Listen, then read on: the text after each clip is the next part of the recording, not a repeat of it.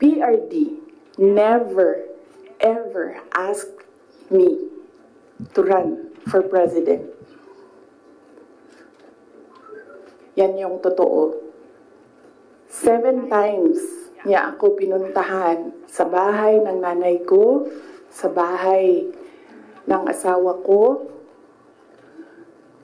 Hindi siya talaga nagsabi sa akin na tumakbo ka for president. In fact, sinabi niya sa akin, huwag kang tumakbo for president kasi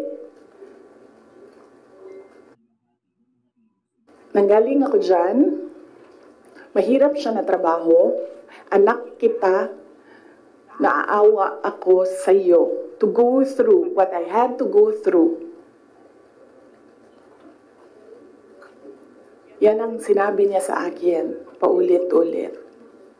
And sino ang witness ko to say na totoo ang sinasabi ko? Yung nanay ko.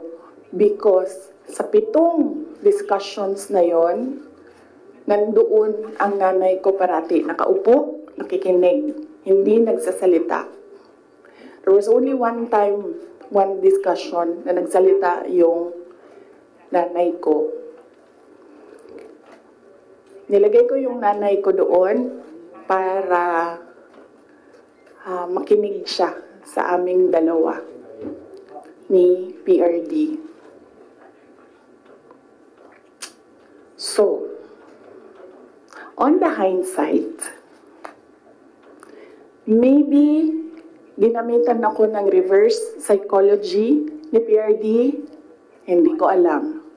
Siya lang ang nakakaalam kung bakit paulit-ulit niya sinabi sa akin, huwag ka tumakbo for president. Kung magkakaroon kayo ng pagkakataon na tanungin niyo siya bakit.